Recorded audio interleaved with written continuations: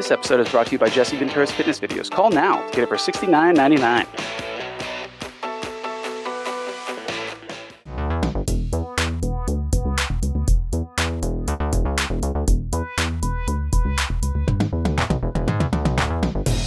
Hello, and welcome back to another episode of Podcast Assemble, the show where you come for your rambling, geeky download. My name's Tommy, and I am delighted, as always, to be joined by my friend and co-host, who is across a pond.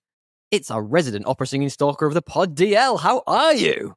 Great, man. That's the nicest thing you've ever said to me. Well, I was going to just go with stalker generally. I feel like that gives off the wrong impression to listeners, potentially. No, the opera singer part really adds, it really adds a bit of endearing quality to the insult. So. Imagine if this is your first time listening to Podcast Assemble and the first thing one of the co-hosts says is, my resident guest who is a stalker. No. I don't know how that works. Stalker. Yeah, I mean, you're opera singing and stalking at the same time. I mean, at least you're giving people pre-warning that you're arriving. You're just doing concerto as... Yeah, exactly. You're coming behind them. As you approach the house. I speak like I know, like as you approach the house. Like, what house? What am I saying? I don't know. I just figured if you're a stalker, you probably would approach houses. Anyway, houses, probably outside. You'd need a big trench. I imagine you've been a flashing stalker too. Like, you're definitely not just classic stalker. Some kinks. Fair enough, man. There you go. No king shaming here. Can we move on? Yeah. How are you doing, mate? You all right? Yeah, I'm good. I'm good. You're the one who agreed to it. You're the one who's just like plowing that joke forward. I'm all down for it. And I called the red card. I said, sir, it was time. Cut this here. Oh dear, you're funny. How was Egypt, man? How was it? Oh man, Egypt was the coolest vacation that I need a break from. What does that even mean? I mean, it was really awesome. You know, it reminds me of like, I went to Beijing like a long time ago. So I don't know that, I think I've heard a lot that Beijing has changed a lot. Like there's been a lot of like, and just China in general. But when I went, like there wasn't even Didi, like the riding app. Like it was very hard to do things. But it was like the coolest, like historical trip. Like all the landmarks are just insane. You're blown away. Nice. When you go into the Forbidden City, you see the Great Wall. And then all the stuff in between is really hard to do and difficult and sucks. You know, like finding a restaurant like that you look, because all the tools, at least for a Westerner, right? All the tools that you would use you're not allowed to use them. Like Google barely works. Anyway, my point being, Egypt was kind of similar to that in the way of like stunningly beautiful. Cairo, not a great place to be. Why? Tell me about Cairo. That's super interesting. It's just disgusting. Everywhere. Dirty, smog. Yeah, no, it's like really dirty city. Yeah, it literally, it's just, you drive through. It's like, I lived in LA my whole life, man. I know smog. I was gonna say, it felt like you were breathing in a pack of cigarettes everywhere you went while getting hit in the face. That's crazy. With a storm.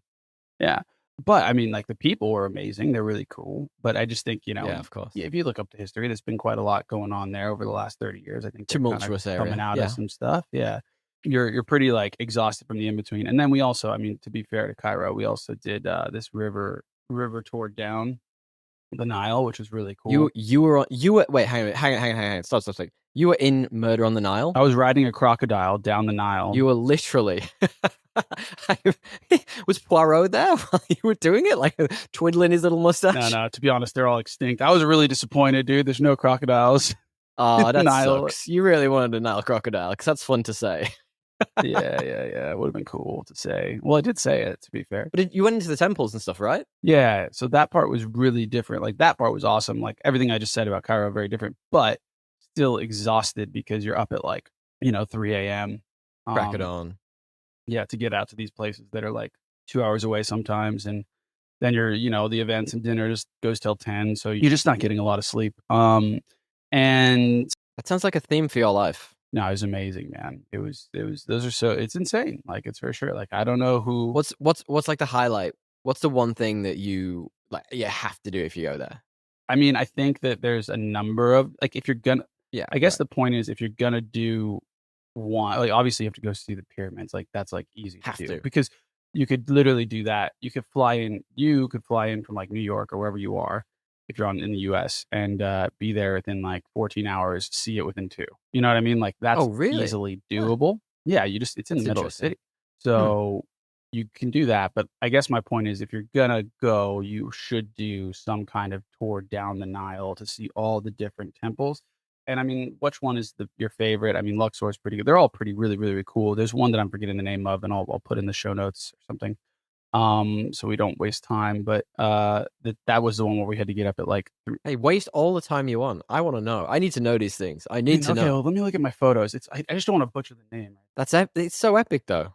I got my editor in the back telling me it's Abu Simbel. Nice. Um, Good. so that temple is like, it's insane. It's like, it's really cool. I mean, it reminds you of like the Gondor kings when you're going down the river kind of thing. Like, it's just crazy what it's built into the mountain. It's that kind of stuff.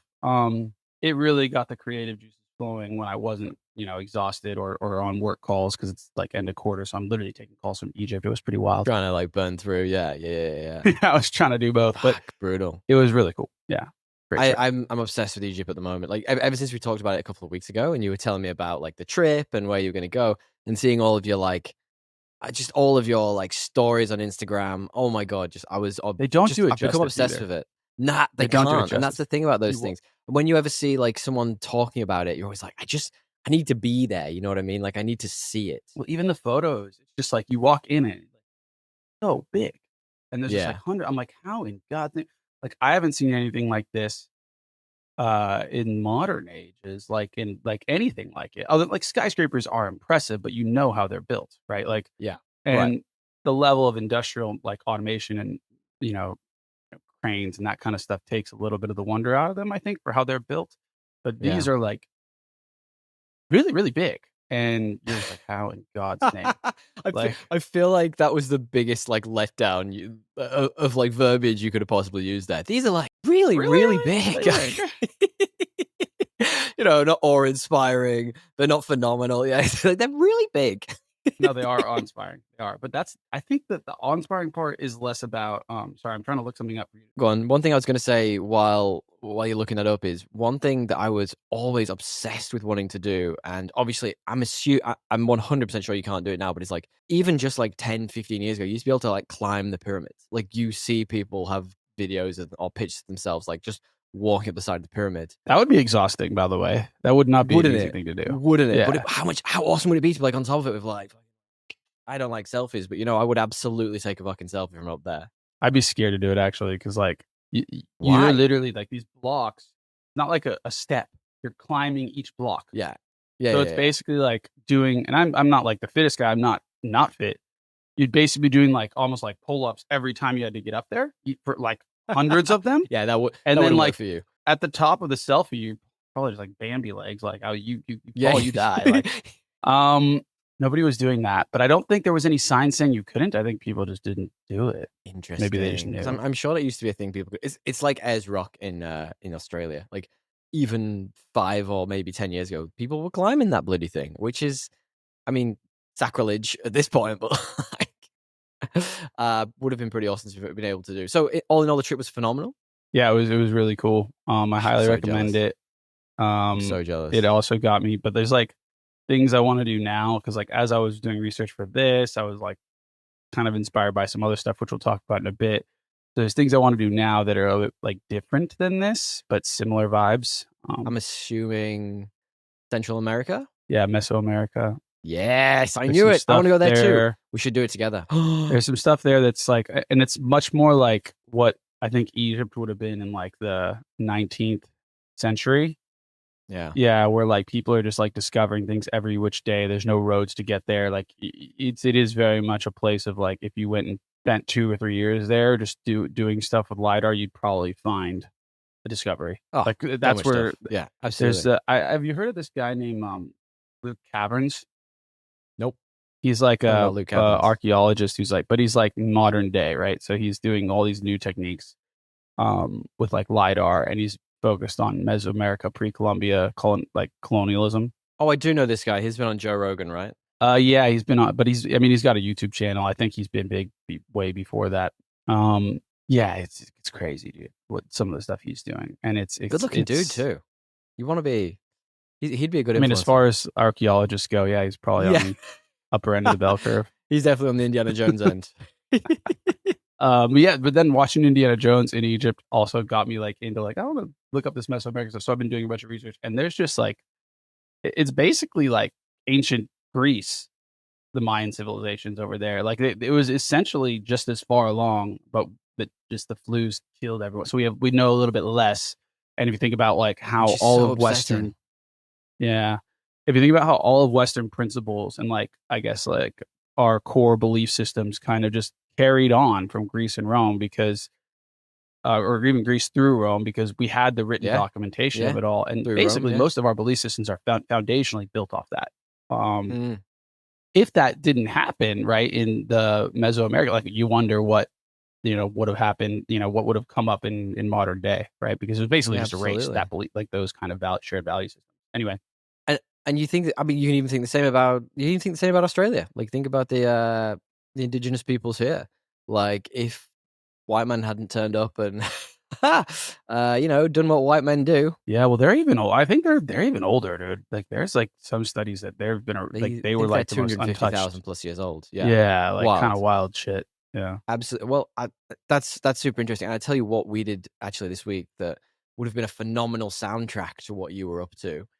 We went to see a four-piece string quartet. It's like the Candlelight. Yeah, It's I've gone seen from my that name. It's like the before. Candlelight Opera or something.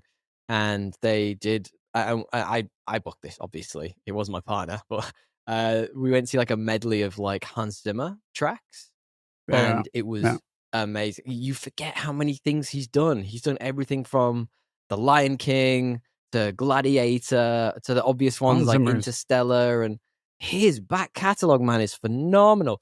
So this little string quartet, you've seen it, right? You've seen it in Sydney. I saw someone there. I don't know what it was, but the candlelight thing I've Yeah, done. they don't always use the same quartet, but it's always a quartet. I think I've seen it before as well. We've talked about it before. I saw them do Coldplay, which was nowhere near as epic as this. But like when they kicked off, no, nowhere near as epic as this. They literally kicked off It's with all yellow. Sorry, go ahead. I'm just they imagining did that do with Yellow, but a string quartet, it was great doing it. I mean, it's like literally one of the only songs you do. They kicked off with, oh, what's the song called? I just need to find it for you. It is the one from Time from Inception, the main track from Inception. oh, that one's the best. It's when they're on the Yeah, plane. Yeah. right. I was almost upset they started with it because then it was almost like, what are you gonna do from here? Everything else was Quite a amazing, bit. obviously. It's got quite a bit. I Obviously, saw him in everything Sydney else was too. amazing. Yeah, right. Okay, it's very very good. He's basically like, yeah, I would say he's equivalent to John Williams at this point, if not. Oh, for Yeah, sure, he's up and there with him. so different as well. Like I feel like John Williams has got that more classical Modern day. feel to him. Right. I was actually looking to see if this Candlelight literally did John Williams afterwards because I was like, that is one. Imagine having Jurassic Park, Indiana Jones, like Star Wars. My brain would explode. I was like, they need to do this one, but I don't know if there's a rights thing or whatever. Harry Potter. Right? Right? I wonder if there are right things around these because they don't do specifically a John Williams one. They do one which is, it's really interesting. They do one which includes John Williams scores. And it was like, of all the things of his they could have chosen, they chose the most random one. It was like, and this John Williams song. And I was like, what? What? No, John Williams does have like pretty strict royalty rights. He Does he? Okay. it's like notorious. It's known. Like even I think the Indiana Jones game, which I might play after watching the movies again. I want to play that, to be fair. The new one? Yeah, there's one that came out like Circle last year or of something. something. I actually bought an Xbox for it, waited for it to come out, and then as it came out, stopped playing the Xbox, and I haven't plugged it back in yet to play it. But now it's ported to PS3 or PS5. Yeah, Yeah. now it's on PS5. I'm just going to wait till it comes out in price. Ridiculous. But I reckon that would be a great soundtrack to going and seeing Egypt. Some of these amazing Hans Zimmer tracks. Oh my God, it would be so good. Yeah, but apparently they couldn't even use the song much in that game because of, That's so interesting. yeah. So interesting. Hey guys, look, we've been talking about our week for way too long. If you want to stick around, please feel free to. There will be time codes in the description, as always, supplied by Mr. Matthew Bliss of mbpod.com. And while you're down there, looking to skip around, trying to find when the next bloody thing is we're talking about, feel free to give us a 5-star review. You can do it right there in app. We would love it. It would really help us with things like algorithms, stuff we don't understand. We would love it if you would.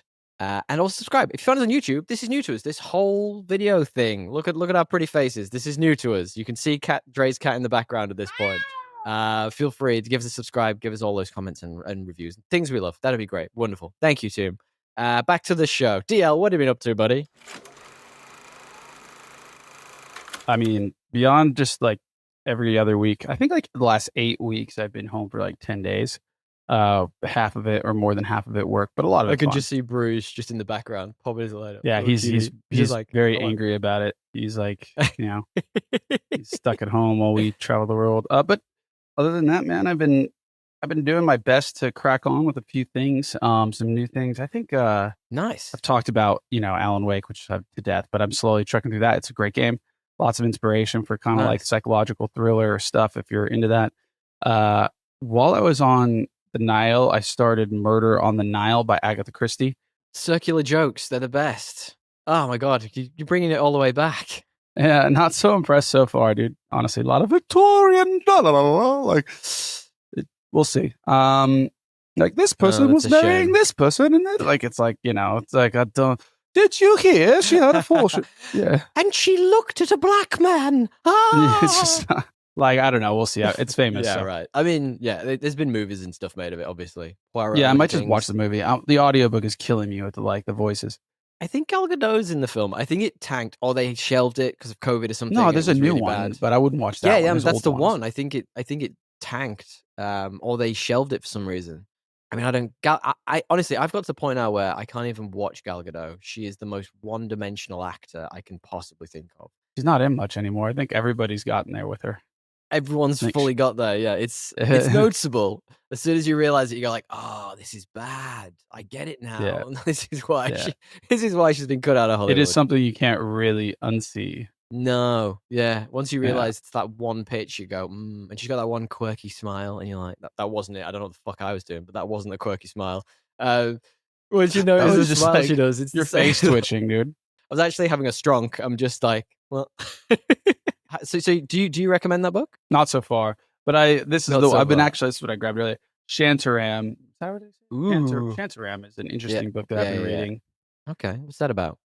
It's about right now. I mean, I can give you the back, but yeah, give me the blurb. Let's do this. Set in the early '80s, and there's a guy from Australia who basically has broken out of jail and has basically left entirely his family, his life behind, and fled black market to India. To just get away from the crimes and him breaking out. And I believe, without spoiling it, he eventually becomes a big part of the drug trade in India. Ooh, as an this is quite a famous book, on the run. Yeah, it's a famous book. It's a true story. So enjoying it so far. Yeah, I think I've heard of this before. I don't think I've ever read it though. 4.3 on Goodreads. God damn. No, it's pretty famous. Yeah, okay, interesting. Kind of sounds like it mirrors a little bit that Marching Powder that I've read, which is about the British guy who got stuck in prison in, oh my God, I'm going to butcher this. I think it's Peru. Shit, it's one of the South American countries. That's really bad. But the prison itself was Bolivia. That's right. Of course, it's Marching Powder. It's Bolivia. The prison itself turned out to be a front for drugs, as in the lower levels of the prison, they were actually just creating and selling drugs from. Wild, super interesting book, really fascinating. Also a very true story. So highly recommend going and checking about that. But Shantaram.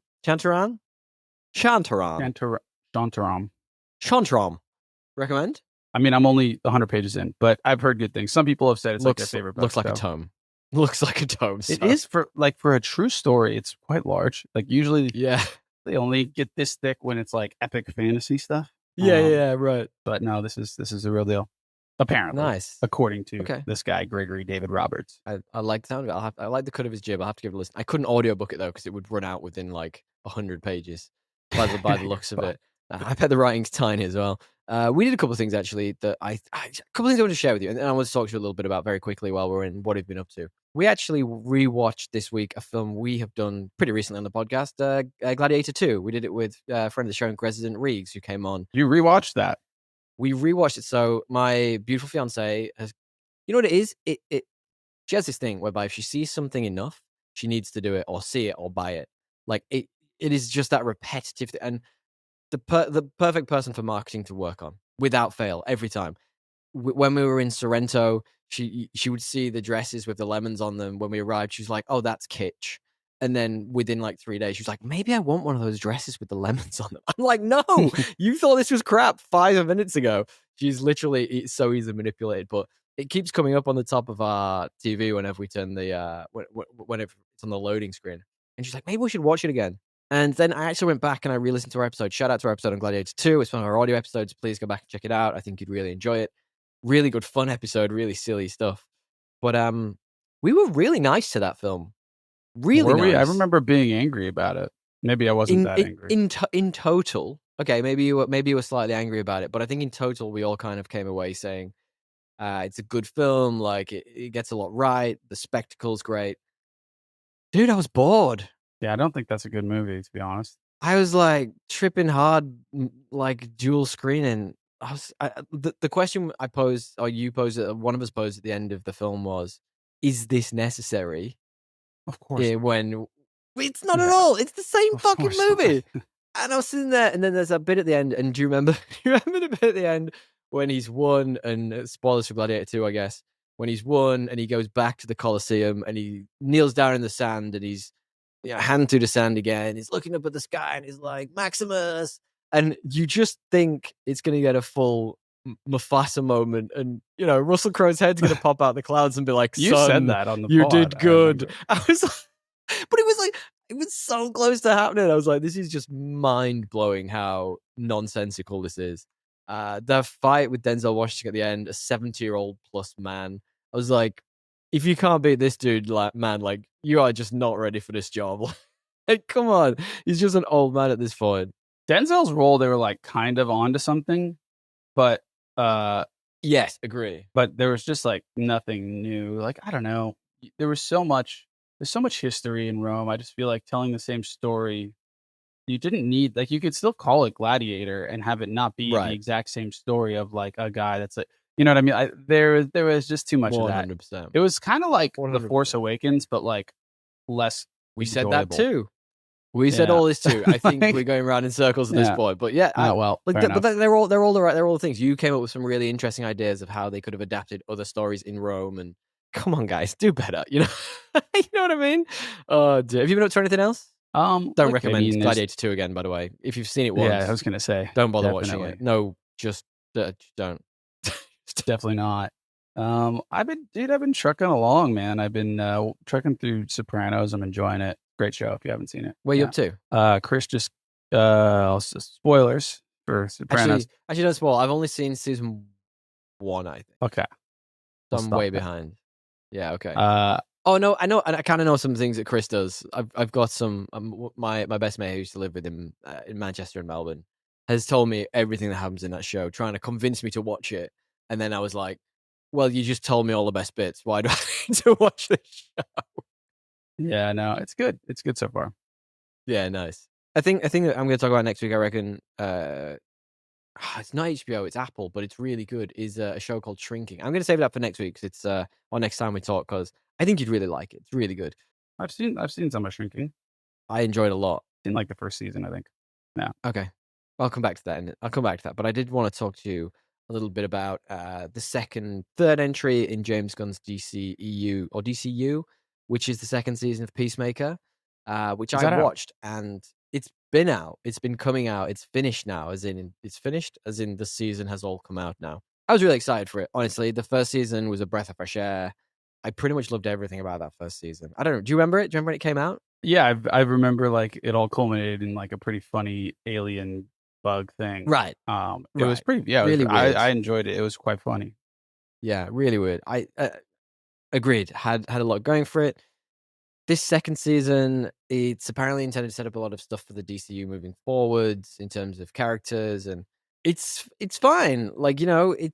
You know what I'm getting like a little tired of is James Gunn doing the same thing in every movie or TV show. Like the characters are always the same quippy, relatable, broken things that you become like a found family. And this one does have some fun twists on dimensions. There's some interesting plot bits. It's actually really interesting, another dimension that they do a whole thing about in it, which I don't want to ruin for you, but is it worth watching it for? The twist is pretty good and it's quite fun. You can get it if you really pay attention. But yeah, it's just a bit meh at this point. Like I'm not sure what the momentum's coming from for this DCU. The Superman film didn't do well at the box office. This is It didn't? fine. No, I think it just broke even, if that, it had a Mm, really big marketing push as well. I don't know, man. I was really excited for the show, and it felt like a little bit of the same again, without really pushing anything too far forward. I don't know. I can't recommend, like, if you really like the first season, check it out. I did. But if, I did, and I probably will if I have time, but and it's just even not if high. you did, oh, I don't know, The man. reality is these things are not, they're just superhero stuff is just like, it's been going now for 30 years, 20 years, like modern. It's Pretty just much. maybe it's just 2008 was Iron tired. Man. Mm, You know what I mean? totally. Maybe it's just tired. You can't like you can reinvent things so much, but like maybe people are just tired of the subgenre. That happens. Totally. Totally. I mean, look at the Western. Yeah, Died. it happens. And maybe it's time to give superhero films a bit of a rest just for a hot minute. Who knows? Like I say, if you really liked Peacemaker season 1, maybe check it out. Even if you did, nah, you can skip Is it it. funny? Yeah, like, but it's all the James Gunn stuff. Like, It was really funny. The first season was really fun. don't know if I'd say it's really funny. It's funny in the Okay. same way that the first season was. It's not like the thing I really liked about that first season was he was different, and he's just a dude who doesn't really have any superpowers. He's pretty strong. He often falls off stuff and hurts himself. Like it's a fun, like, found family dynamic, but he's found the family, and now they had to contrive ways to break them up and put them in different places, and it felt a bit manufactured. Mm, Yeah. yeah. Not bad. Fair. Not bad. Not great. Don't know. Don't love it. Guys, if there's anything that we haven't talked about that you recommend we watch, please hit us up. You can find us at Podcast Assemble or thepodcastassemble@gmail.com. We've got a website. We are obviously now on YouTube, so hit us up. Hit us up in the comments. Tell us things that we should be watching. We had a comment last week on our YouTube video saying that we didn't tell people enough about the box office for what did we talk about last time? One battle after another. We should have Yeah. been talking about the facts, DL. We shouldn't be trying to entertain people. You stop that immediately. You stop being funny. You just tell people what the facts about these films are, okay? Yeah, I don't think it really matters about the box office of the Paul Anderson movie. I think he's going to get another one if he wants to do one. So, Probably. but I mean, probably fair. Fair. You want to know if it's doing well or not? I don't know. Go look. If you Do a Google do, search. I will tell you. Yeah, but thank God there was something there that could have told him how it did at the Oh, box fucking office, no. man. Jeez, imagine if Yeah. there wasn't. Do people just want facts on YouTube? Do they not want to be entertained? I don't understand. I don't know what people want. Send us memes, send us news, send us reviews, guys. Tell us what you think about these movies. DL, do you want to preface our main topic this week? It's the main topic theme. Yeah, this week we're doing The Running Man, which the Woo. original, I forget what year it's from, somewhere in the 80s, surely. I'm not going to say it was the year I was born in, but it was definitely 1987. Okay, cool. Somewhere in the 80s, and it's kind of in the zeitgeist with the remake coming out with that one dude, Hangman. Glenn Powell, yeah. Yeah, Glenn Powell. So interestingly, that's a movie I'm really excited for. That's with Edgar Wright. Glenn Powell's agent deserves a raise. He's doing like all the right things to make this guy a blockbuster. So like much. this is that's a good So remake much. choice. Isn't it? He is in the right amount of movies too. We've talked about stars recently who are in too many things. Pedro Pascal, perfect example. He is doing the right amount of movies. He's pushing it though. He's up there. He's right up there. He's doing it in a way where like I'm on board. Okay, we're gonna talk about that movie in a little bit as well, because this is obviously based on a Stephen King novel. It was written under a pseudonym, Richard Bachman, but I didn't know that. right. So this movie we're going to talk about today, the 1987 version, doesn't stick anywhere near the novel, and I'm going to tell you why when we get there. I've got some interesting notes on that, but it's The Running Man in name and concept only, let's say. Whereas that new movie, the Edgar Wright one, apparently is going to stick significantly closer. So I think there's going to be more to that film. I think it's going to be super interesting. But Well, that's we're good. going to do full spoilers. And before we do you have a stupid plot summary? Yeah, this is Hunger Games with peak Arnold and 80s cliches done right, I would say. Nice. Mine isn't terribly far off that. It's Gladiator with all the I can do this. Gladiator with all the subtlety of Takeshi's Castle episode meets Black Mirror on literal steroids. It's pretty much what it is. You chuck a bit of Takeshi's Castle in there, a little bit of danger, a little bit of steroids. You can pretty much get this movie. And this is from Paul Michael Glazer, who you definitely know as Starsky from Starsky and Hutch from the 80s. So he had been chipping away at this went through a bunch of directors. There's a bunch of I'm going to talk about this in a minute as well, I think, with you. I think one of the things when we talk about these old 80s movies and stuff that I find most fascinating is the background of most films. It's almost more interesting than the film sometimes. Like in the 80s and such, there's just no way that people would have found out about this stuff. Whereas now it's all documented on the internet and people have done look backs or DVD commentaries and stuff, and you find out all these little cool tidbits, Tidbits, yeah. all about the films, and it's so interesting. And like this, it's a fine movie, but some of the stuff in the background's so interesting. I'm like, this is great. You mentioned it has Arnold Schwarzenegger as Ben Richards, who is the butcher of Bakersville. There's a couple of people you may or may not know in this. Yaphet Kotto, who you will know from Parker in Alien. It's got Jim Brown, who's an actual real-life NFL player who played Fireball. Jesse Ventura, everyone knows from wrestling as Captain Freedom. Kurt Fuller, who is an amazing that guy, who's in Ghostbusters 2, is just in this film. His role is like almost blink and you miss it. He's great. And obviously know about Richard Dawson, who plays Damon Killian, who's effectively the villain of this film, the TV show host, being a real-life TV host. You know that, right? I didn't, but I'm going to just say yeah. But look, he played it well. Didn't have to act too hard. Yeah. Didn't have to do jack all. He was just full on in this. What happens in the film, DL? What's the plot of this? I mean, it's like post-apocalyptic as you are. And in this world that is basically dystopian, baby. My favorite. Yeah, controlled by, I guess, money and power. Like, they didn't really dig into that, but I guess money and power. The opening crawl pretty much tells you that. Yeah, they've crafted a show to like capitalize on everything that apparently humans love to see: blood, death, riches, risk it all, greed, which is essentially the Hunger Games, really. If you, from modern interpretation, it's like you accept it a little bit of a play. You throw one or a couple people into this like gauntlet of things that are going to kill them, with people hunting them, and with the goal of getting some kind of, they're apparently reward. Criminals, and the goal is they get some kind of release or even maybe some riches if they, do well enough in this game. Well, called The Running Man. If they survive, they get to go on a nice holiday. Yeah. We're going to talk about it.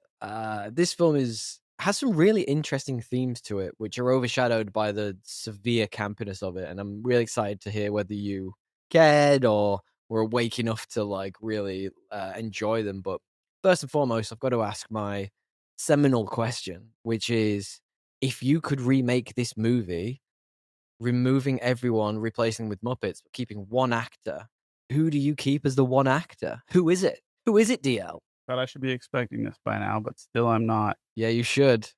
Wondering if it's funnier if the talk show host is just the only human and everybody else is Muppets. That was who I was going to go for. That's the best one. Or if it's Arnold. Arnold being like, or maybe just like one of the Stalkers being like the human, so that like when Arnold the Muppet just wrecks them, it'd be pretty interesting.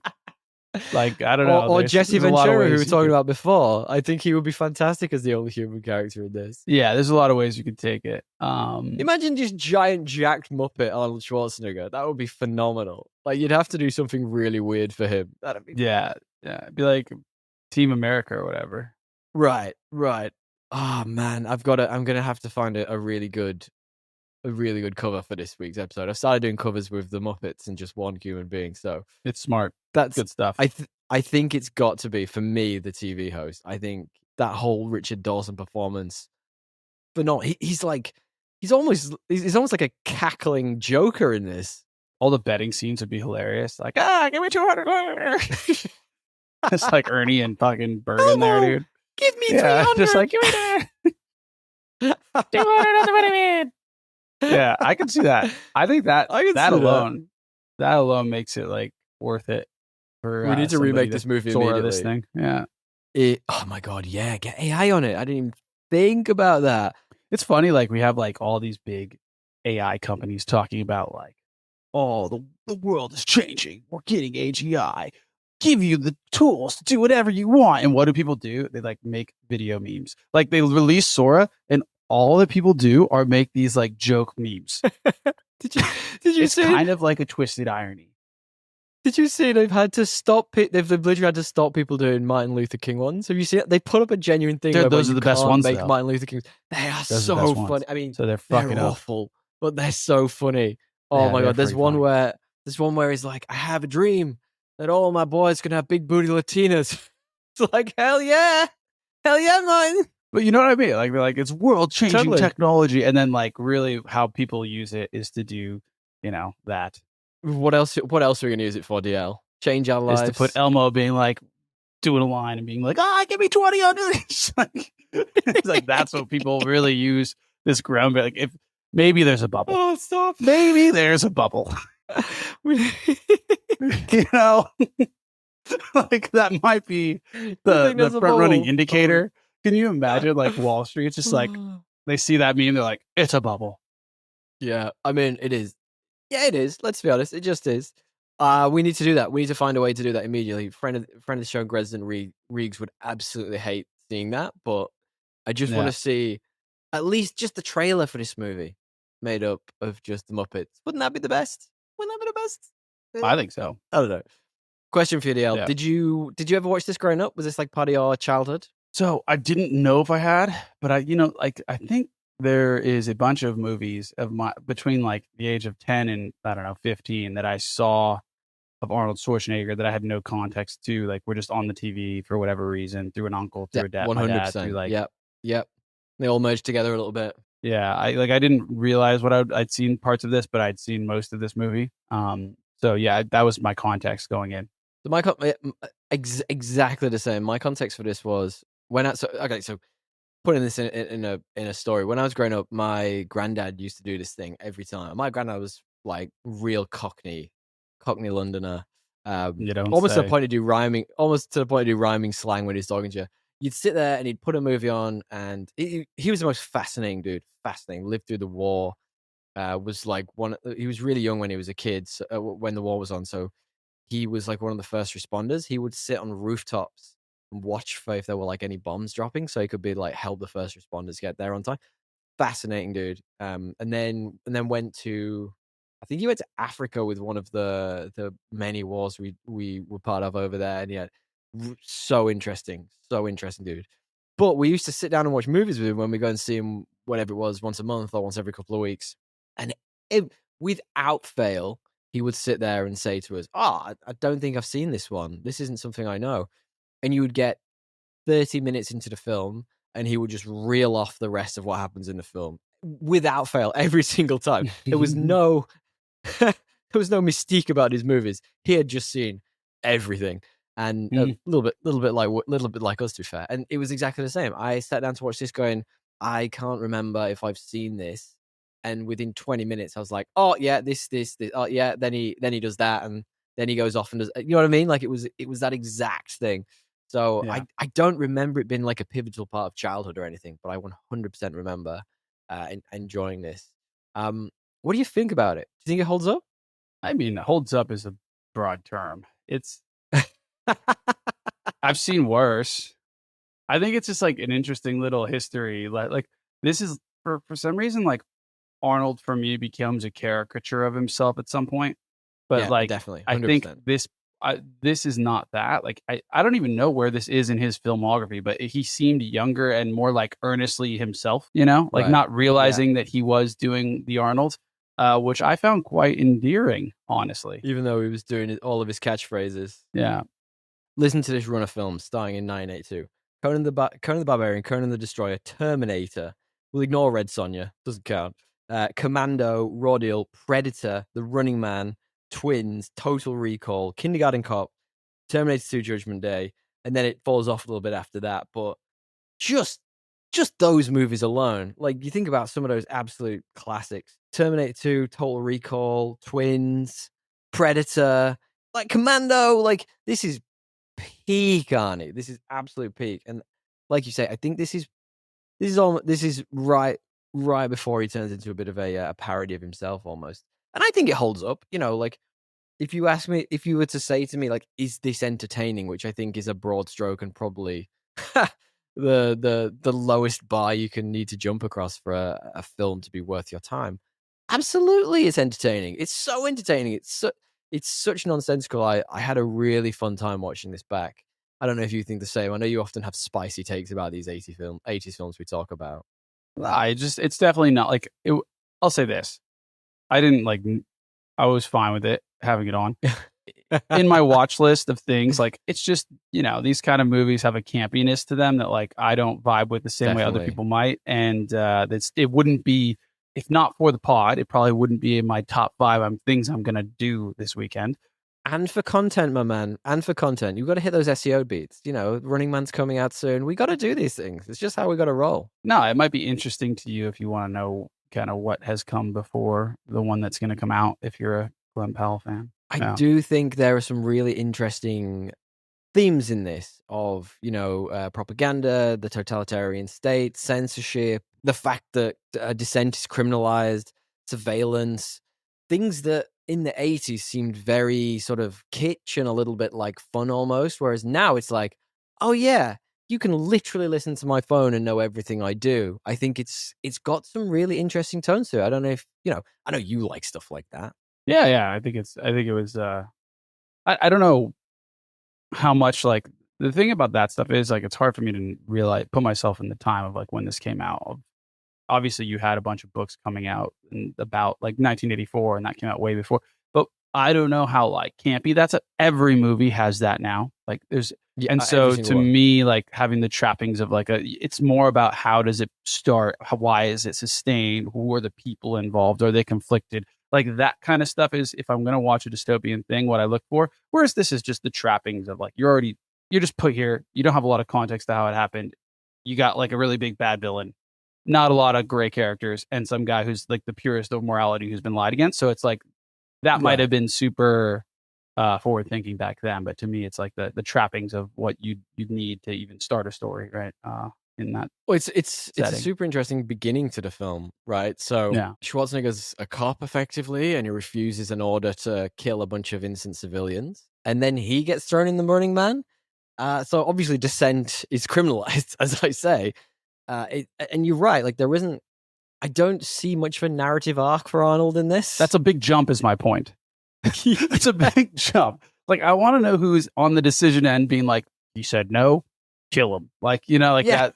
That doesn't seem productive to any kind of police state either. Right. You got to have loyalty, man. No, but it's interesting. And the film, it's got like a bunch of like states to it almost. Like he starts as a cop, he then goes into prison where he's just lifting his steel girders, weird prison.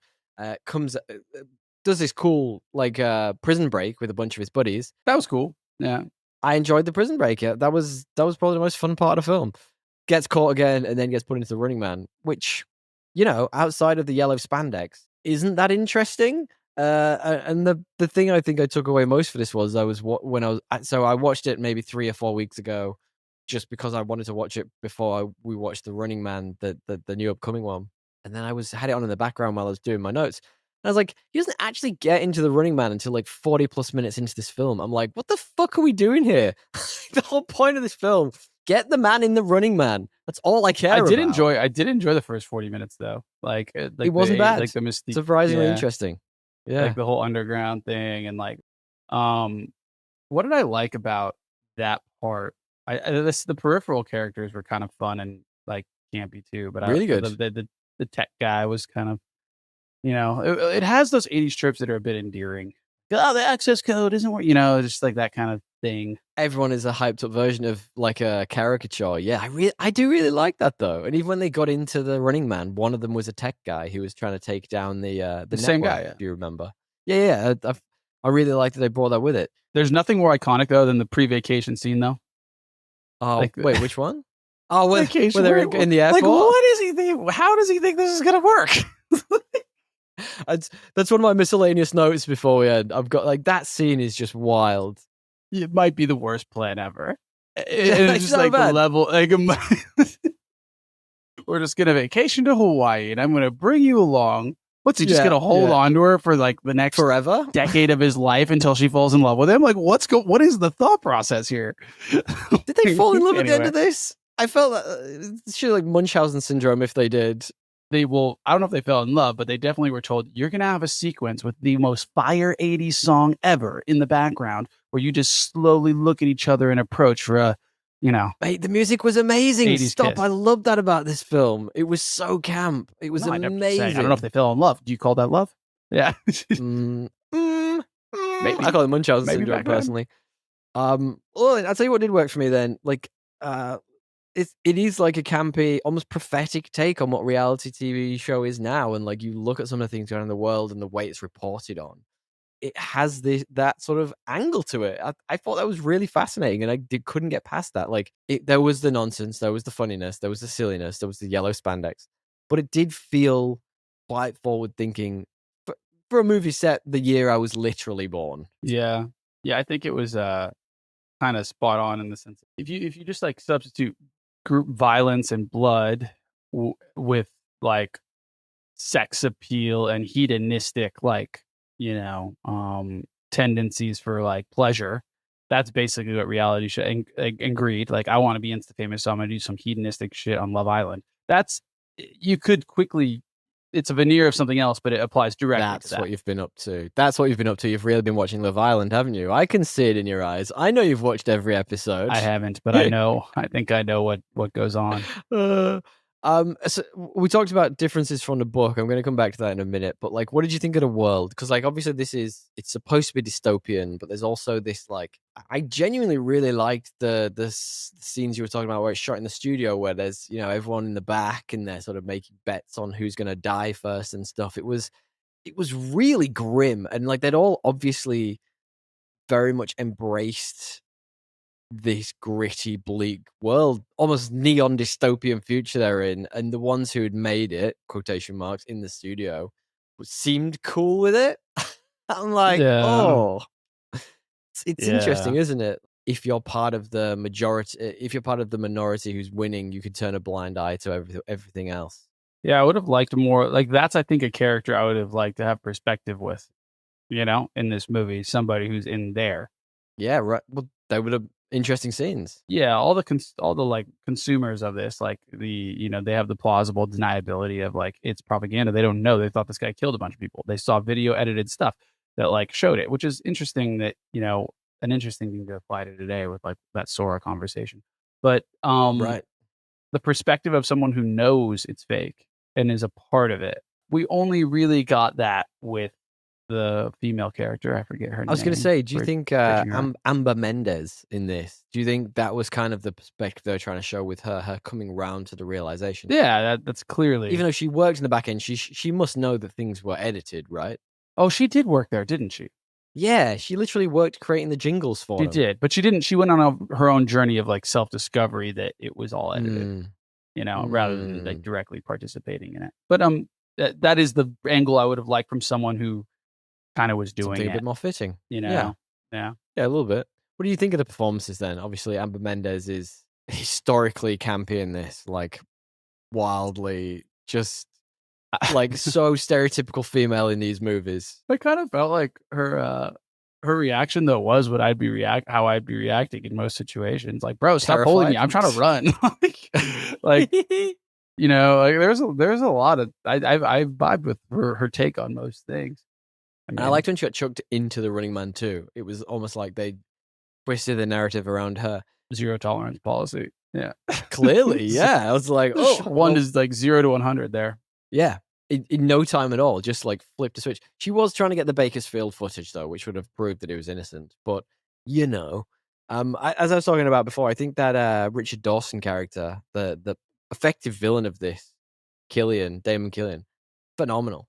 And like you say, didn't really need to act because that was kind of his day job. So I just only on reruns. Yeah, that was a great line. I enjoyed that. He did throw out that "I'll be back" there as well. I was a bit So that was after Terminator. Yeah. That's a bit much. Yeah, totally unnecessary, right? I wasn't.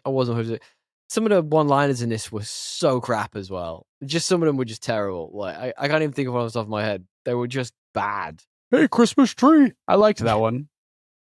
You would like that one. He did look like a Christmas tree. So let's talk a little bit about the difference between this movie and the book then. So if you're interested, like I talked about up top, there were a lot of Stephen King adaptations coming out just this year. Walk the Line, there was a horror one. I think he sold a bunch of stuff or something, yeah. So the key difference between this is so the tone and kind of genre. So the book is way darker and grittier. So it's more dystopian in its I thought this was pretty dystopian, but it did kind of feel like all of the action shots against the Stalkers, who we haven't actually talked about yet, were sort of just set in like a parking garage. And there wasn't much going on. It was just kind of like, just chuck them in there and see what happens. But it's apparently way more of a thriller than this is. So in the book, Ben Richards, the Arnold Schwarzenegger character, he's a desperate man. He's very poor and he's trying to save his sick daughter, which looks a lot like that's the way the Glenn Powell movie's going in this. So he's kind of doing it because he needs the money. It's like this is his last resort. Yeah. I think he's blacklisted in it as well, which as indicates he can't get a job for the most part. In the book, the games, so the contestants made to evade the hunters across country for 30 days. That sounds again a lot more like the new one coming up. And the ending, get this, the ending to the actual book. How fucking dark is this? Ben crashes a plane into the network's headquarters in a suicide bombing attack. Is that a bit messed up? Like, what are we doing here? You can see why they changed that shit. I mean, I go, yeah. You're like, okay. It depends what you're trying to tell. Yeah, what story you're trying to tell. Probably not as consumable for the main. Right. Yeah. That was exactly what I was going to use. The ending to this is way more consumable, and it kind of reminded me a lot of Commando. Just the way he sort of busts in, muscles flaring with a big gun, is like mowing people down. Don't know how far that would get him though. Just killing a bunch of people in a TV studio. You know? You'd have to think they've got some reinforcements coming if they've got the entire society locked down. But well, he got the president's he got the president on the line at one point. I enjoyed that. He's like, get the president's agent on the line. Does the president have an agent? Yeah. I don't know. Is that how it works? I think that's the point they're making. Yeah, it makes me appreciate like these like dystopian ones where these guys like are successful against all odds. It really makes me appreciate how good Andor is because like they set up plausible deniability for like how it could happen with like season 1 and the prison break and all, where you're like, how could these random shitters take down the Empire? And they really do the hard yards of like setting up that they're just audaciously cocky, and they think they've basically smited out all hope that like no one would, and just the threat of fear is enough. I think they did like it makes me, when I watch these kind of other dystopian ones, it really puts it in perspective how good a job that showrunner did. I need to finish season 2. I've still not got around to it. It's every time I turn Disney on, I look at it and go, I should finish that, and then I just don't. Yeah, it's really good, bad. Man. You should. It gets better because it started slow. That second season. I mean, I don't understand people are like, oh, it starts like, yes, stories start slow and pick up. That is why the end is called the climax. I need, you know. Absolutely fair. Yeah, it's not, you don't just like you don't want to jackrabbit it, like. Although there's a few stories that are good at that. It's just like Red Rising is very unique because of that. But right, it's good to start. It's good to have a little bit of spark at the beginning. You know what I mean? Like a little bit of spark to get the story moving. No, you definitely need like intrigue and mystery. I think in the beginning for sure. Just like the Running Man 1987, he refuses an order. Hard to do in a prequel where you know everything, but you know who's going to die, exactly where and exactly when, because there's a literal movie about it. A bit more difficult. Yeah, a little bit more difficult. Yeah, look, I think the movie's great. I for an 80s movie, the fanaticism of the crowds, everyone involved, plausible deniability that you talked about. There's a lot of subtle themes just wrapped in this campy nonsense. Is there anything else you got to say about it? We can talk about the ending very briefly. Oh, was it Bonesaw? Is that his name? Oh, the Stalkers. They were great. We haven't talked about the Stalkers. Why haven't we talked about the Stalkers? The hockey one as well. The guy that was like clearly like a Maori fucking giant big ass Maori guy. Was he Maori? Oh no, he looked like he might be. Yeah, I'm just making that up. I do have a couple of miscellaneous notes which involve just him specifically. Do you want my miscellaneous notes before we talk more about the Stalkers? Is this the most effective way to go about killing people on ice skates? I think is that maybe one of them. That is literally one of the things I was thinking about. But so I mean, look, I took a slightly different angle. Tommy's miscellaneous notes. Here you go. Sub-Zero, which is a great character name and also went on to be one of the best characters in Mortal Kombat. When he's introduced to the crowd, he just chops a gong in half with his with his hockey stick, and I just had to think to myself, like, do you think they buy a new one every time and he chops it in half every time? Do you think that's his intro? Yeah. Do you think they just have to keep buying gongs just so he can chop it in half? Imports, exports, yeah, for sure. What a waste of fucking money. Absolute nonsense. I don't know the price of gongs in 2020, whatever, 2017. It was actually said in 2017. which is kind of which fucking is wild. wild. The actual book was set in 2025, so Okay. a little bit of a Yeah. foreshadowing for you there. Second miscellaneous notes. In the airport, the attendant just kind of lets them through. So you know when they're trying to like Arnie's trying to force his way through, and because someone behind him's going, "We got a plane to catch, hurry like, up!" I can't check The guy's like, purse, "Oh, these just dumb go women." on through." Right? Do you like? Could you imagine that happening today? Dude, that was the most misogynistic like 15 minutes of any movie I've ever seen. He's like grabbing her, throwing her around. He's like, my dumb wife, always putting things in her purse. Like, it's like, Jesus Christ. Last time you put my credit card in there, we couldn't find it for a week. Aye. Yeah. And then he's like, come on through. I'm just like, geez. Unbelievable. This is where that was when I was like, Arnold, man, like you really, if your plan is to have this lady fall in love with you in Hawaii, this is a tough start. Really, really tough. She did not like him most of this movie. There's like 90% of this movie. I would say like even through being saved multiple times, had quite a bit of lip about how he was treating her. You know, she was really not. I mean, he was treating her real bad. He was treating her real 1987. But that music hit in that last. Oh scene. yeah. You cue the music. It wasn't whatever song it was. Yeah. And then the fog with the red lights, and I mean, who wouldn't be in the mood after that? Yeah. I mean, look at his muscles. Of course, you want him, and he's going to be misogynistic the rest of your life. Yeah. Final miscellaneous note was just, I think the Renaissance actually hacked the network with literally like a Casio calculator and a coat hanger. Like the 80s just knows no limits. It was nothing what they hacked it with. I was like, God damn, guys, good on you. You smashed this. We didn't really talk about the rebellion piece. It didn't really factor in it for me as much on a rewatch. It was kind of like it was there and it was happening, but it's not like a big focus of the film. I liked that main character. That guy had quite a look. The main rebellion guy who was taking off the neck. I think he's in Fleetwood Mac. the guy with the long hair. Is he really? Yeah, he's in Fleetwood Mac. He's like the bassist of Fleetwood Mac or something. Yeah, I'm gonna find it for you. Keep talking. That's fucking hilarious. No, I did not. Anyway, I liked his look. There you go. It's a solid 80s look. Yeah, I mean, my hair's pretty long right now, so I'm trying to channel. There you go. It's Mick Fleetwood. And guess what his name is in the film? Mick. Real solid there, guys. Real creative. You've gone way out of your way on this. Love that for you. Yeah, literally Fleetwood Mac, dude. The partner watched a series recently that was, I want to say, loosely based on Fleetwood Mac, but it was as if the author had just taken Fleetwood Mac and just changed the names. I was like, there's a play, I think, in the West End right now that we're gonna go see. I forget, Stereo Sonic or something. I forget, not Stereo Sonic, Stereo something.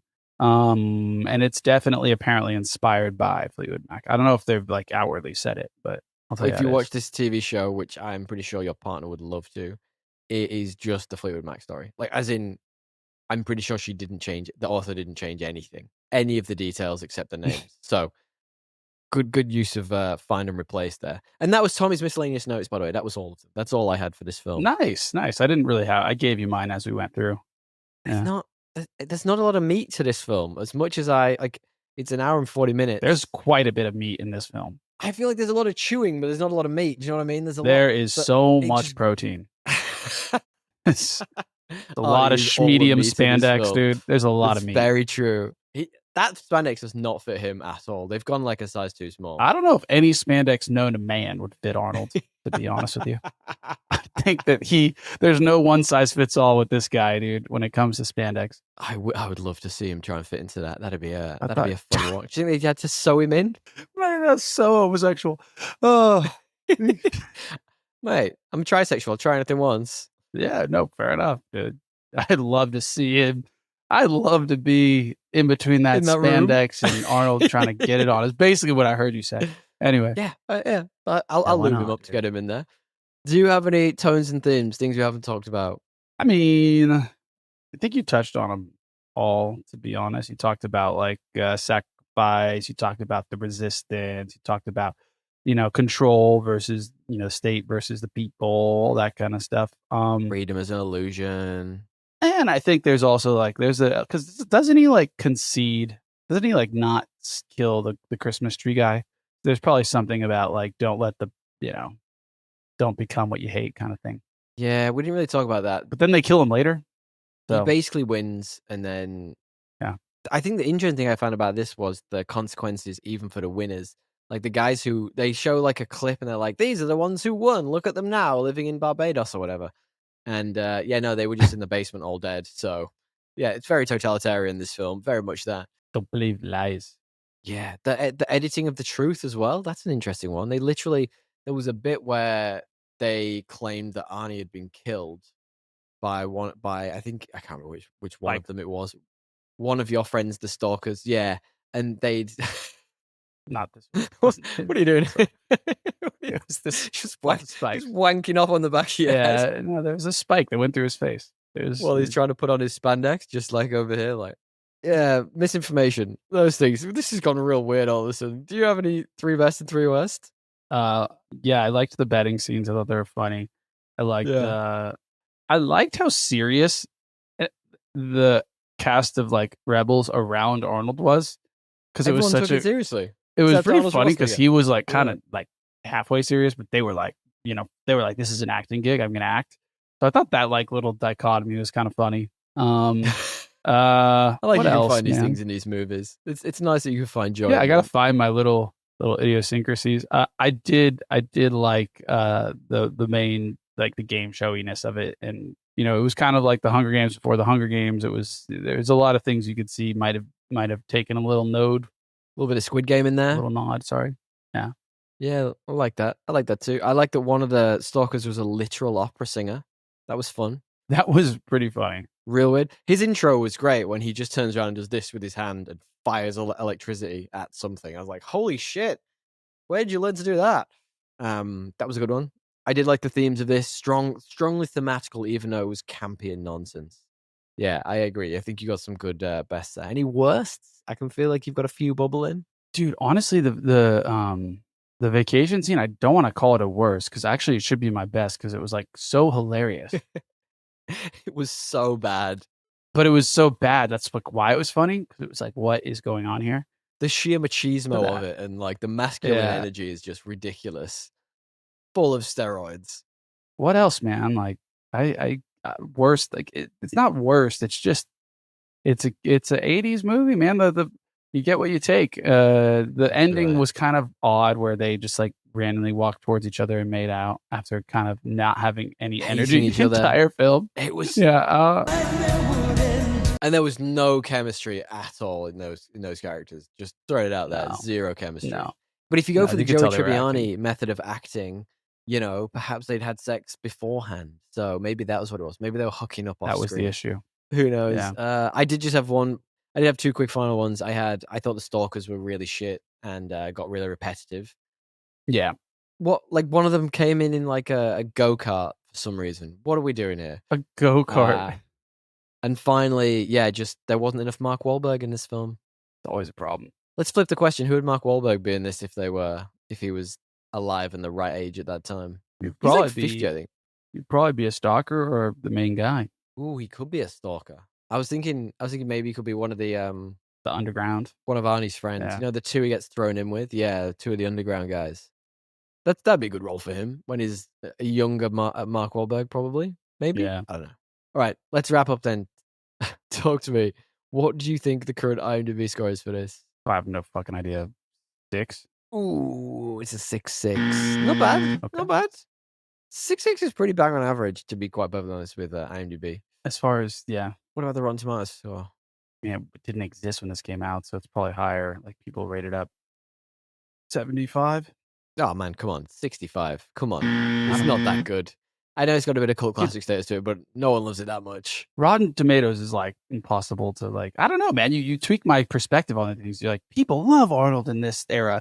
I would have it at like a 55, but like I'm just thinking maybe there's all these people that rated up. This is what I'm here for. I'm not here to try and keep you on the straight and narrow. You've got to see through my lies. Yeah. What about Letterboxd? It's always 3.6, but never 3.6. I mean, this will be 3.1. Ooh, it's 3.2. I thought you had it. Yeah. You were so close. That one I felt confident. And finally, then we've got to ask our rating system, which is very simply: is this better or worse than the most average movie we know, which is Aquaman 2018, and why? This is a hard one this week. Yeah, it is actually. Talking about The Running Man, 1987. I think I was more entertained by The Running Man. Really? I think it's better. Yeah. Wow. There you I go. think Aquaman's So just kind of boring, dude. This wasn't boring. It was weird. Yeah. It is kind of boring. And those weird CGI suits they wear are very off-putting. There's quite a bit of similarity though in the spandexy suits. There really Like is, CGI, especially in one's the terms real of deal. color. Ooh, Arnie or Jason Momoa. Peak Arnie. I mean, like, just this role for Jason Momoa just, like, isn't as fun a role for peak Jason Momoa as it is for peak Arnie, I would say. I'm gonna Interesting. say, Arnie. Interesting. An interesting bit of trivia, which I wish we'd have talked about and I totally forgot to, was that this role was originally intended to be given to Christopher Reeve, who was Superman, who you remember back in the day. That's a What different a movie, different right? movie Like, that would be. wildly different.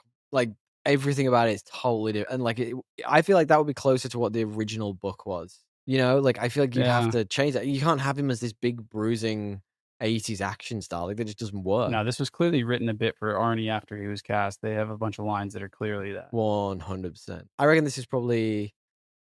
Oh, I'm gonna really go against my sensibilities here. I think this is worse than Aquaman.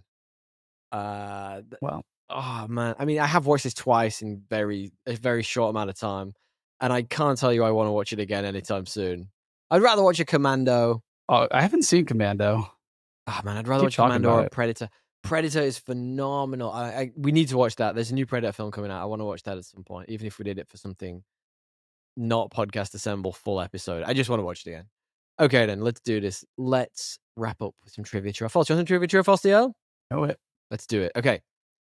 Trivia true, trivia false. The footage of the attacking helicopters is actually from King Kong 1976. Is that true or is that false?